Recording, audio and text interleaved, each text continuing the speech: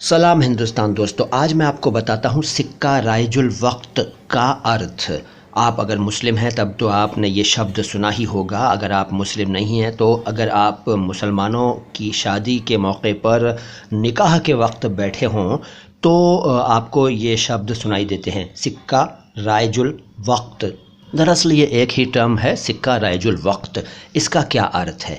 अच्छा, ये तो मैं आपको बताऊंगा ही, लेकिन निकाह शब्द मैंने जो बोला है उसके बारे में कंफ्यूज्ड मत होइएगा।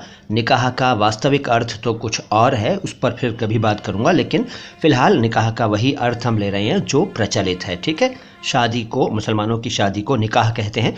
और शादी की सेरेमनीज़ में एक निकाह सेरेमनी होती है जिसमें जो काजी साहब होते हैं वो दुल्हन से परमिशन लेकर आए होते हैं शादी की, और फिर दूल्हा को बता रहे होते हैं कि भाई मैंने परमिशन ली है और इसके साथ मैं आपका निकाह तय कर रहा हूँ। तो यही अर्थ फ़िलहाल लिया जाता है निकाह का। निकाह पढ़ाना कहते हैं इसको।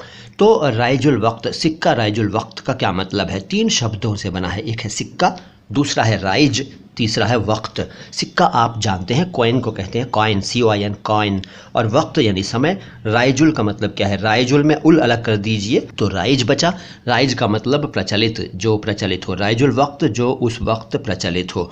सिक्का का मतलब यहाँ हम करेंसी लेंगे, कॉइन नहीं लेंगे। सिक्का मतलब करेंसी ले लेंगे। ठीक है, तो सिक्का राइजुल वक्त ये इस तरह से सुनाई देता है निकाह के वक्त आपको कि मैं तुम्हारा निकाह फ़लाँ फ़लाँ फ़लाँ से तय कर रहा हूँ, जिसमें महर जो है वो इतने इतने रुपए है या इतनी चीज़, ये चीज़ है। और ये सिक्का राइजुल वक्त होगा। यानी अगर आप इस लड़की को तलाक़ देते हैं तो तलाक़ देते वक्त आपके देश में या जहाँ आप हैं, यानी यहाँ जहाँ हम निकाह पढ़ा रहे हैं, इस देश के कानून के अनुसार जो भी करेंसी प्रचलित होगी उसी करेंसी में निकाह ख़त्म होने के बाद, मतलब तलाक़ के वक्त जो महर की राशि है दी जाएगी।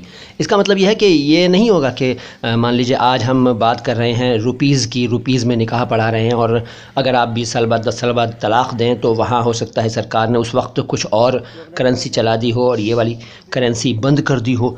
तो ये नहीं होगा कि आप ये वाली पुरानी करेंसी निकाल के दे दें, क्योंकि उस वक्त तो अगर सरकार ने बंद कर दी है तो वो बेकार हो जाएगी। तो उस वक्त जो करेंसी प्रचलित होगी उसी करेंसी के हिसाब से आप महर अदा करेंगे।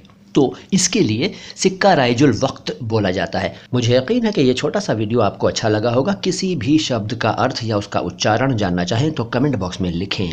सलाम हिंदुस्तान।